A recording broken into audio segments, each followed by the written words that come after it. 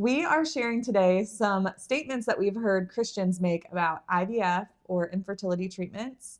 And we are going to share those with you and share some responses that we have to those statements, good and bad. Yep. Funny too. You should never freeze embryos.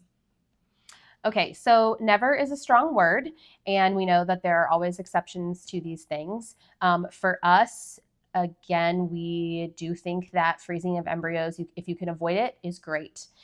However, we know there's going to be times when that has to happen. I think the thing that would come with freezing embryos is that you put a cap on that, you put a number on that that says, these are the number of embryos we are willing to give a chance, that we are willing to have this number of children. If we're freezing 5 embryos, we are willing to have a family of 5, should they all, Lord willing, work. And so just making sure that as a couple, you've decided on that before you would step into freezing of embryos. IVF is fine because babies are a gift from God. Which is interesting because we agree with the fact that we think IVF is fine. It's morally acceptable if done in a responsible way. Yes. We also agree that babies are a gift from God. I think that this can be said somewhat ignorantly by people just trying to encourage others who have done IVF to not feel bad about anything. And I get where it's coming from, but somebody recently said this to me and it really struck me because it pushes the idea that the end justifies the means, which I don't think is always the case and that we need to be mindful of as Christians. And so the thought that came to me was just the idea of other types of ways of getting pregnant that maybe aren't God's best ways. And I was thinking about even like a teenage pregnancy where, she doesn't have a spouse to support her and she's trying to do it alone. We would look at that baby and say that baby is a gift from God. There's no question. Yeah. But I would never recommend that method of having a baby to someone else, and nor would anyone probably. And so it's just an interesting thought to ponder, I guess, this idea of like, yes, it can be more morally acceptable. And also this idea that like, just because it is morally acceptable, like it may not be the right road for one person and it might be okay for another. Like we have to follow our own convictions on those things. You should not do IVF because of the number of failed embryo transfers. Okay, so this is an interesting one because with IVF, there's obviously so much tracking of information and data collected and research into the number of failed transfers. We can give you a number on that.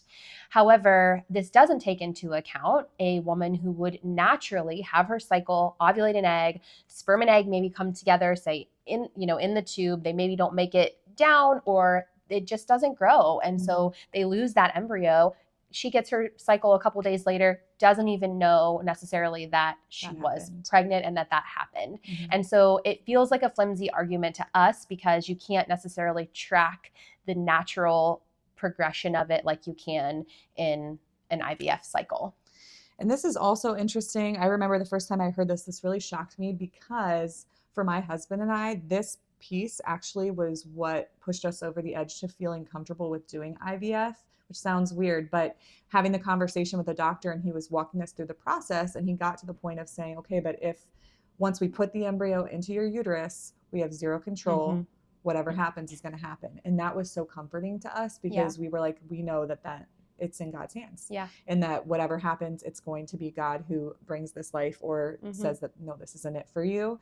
And so this was an interesting argument to me because I'm like, this is the piece that means that the doctors can't do it all. They're not controlling it completely. It's not all science and biology. It's God. And those are non-Christian doctors. So they're like honoring the Lord without even realizing it because they're saying once it's there, we can't control it. It's out of our hands. It's out of our hands. Conception should not happen outside of sex. It's unnatural. So one thought, Virgin Mary and baby Jesus. Okay, we did laugh about this because we were like trying to go to the Bible and be like, where is the basis for this? And the first thing that came to my mind, I was like, well, I mean, God did it, which obviously he's God. He can do what he wants. Yes. I don't fully understand this argument, or I guess I should say when people say this, I don't know biblically where they find that and where they feel like that is something to stand on. Yeah. Obviously, it's unnatural I don't think that means that you should not do it as a Christian, Right. but there are people that feel that way. Yeah. So that's our rebuttal. Yes. The baby Jesus. Yes. We would also pull out of this the intimacy piece, though, as in your husband and wife relationship, and how important that is, and that it can be very easy in the infertility journey to lose that intimacy because you're so focused on having a child, making a baby. And so just making sure that you're still staying focused on the intimacy for the fun and the joy and the closeness that it brings within your marriage. You should not adopt embryos.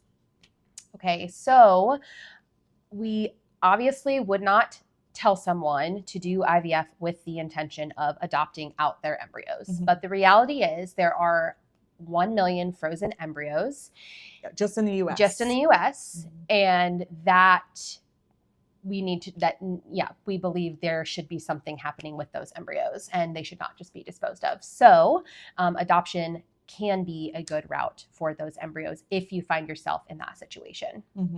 And for somebody who is looking to adopt, it's an option for them. And we've even found, which we'll be sharing about in the future, just some really cool programs, agencies that are geared towards Christians and really trying to find good homes and families that align with your values. To adopt those embryos too. So more to come on that. More to come. You should not store or dispose of reproductive materials. Okay, so for this one, which I've heard from multiple people, our bodies are created to dispose of reproductive materials. I mean, women it's a biological process. Women are ovulating eggs monthly that they don't use from the time they're very, very young. Let's just put it out there. Guys are having wet dreams from a very young age. Exactly. Those things are just getting out of the there. system. Yes. So that being said, I feel like this is an argument that I wouldn't say is biblically based, just because like God literally created us in the way that it naturally happens, whether we choose it or not. Now, I'm not saying be flippantly like, donating sperm or anything, but I'm just saying, like, I don't see this as being something that is not biblical, because this is how we were created. I think the bottom line with this one is remembering what we believe as far as when does conception occur, and that is what matters most when it comes to our reproductive materials. Yeah.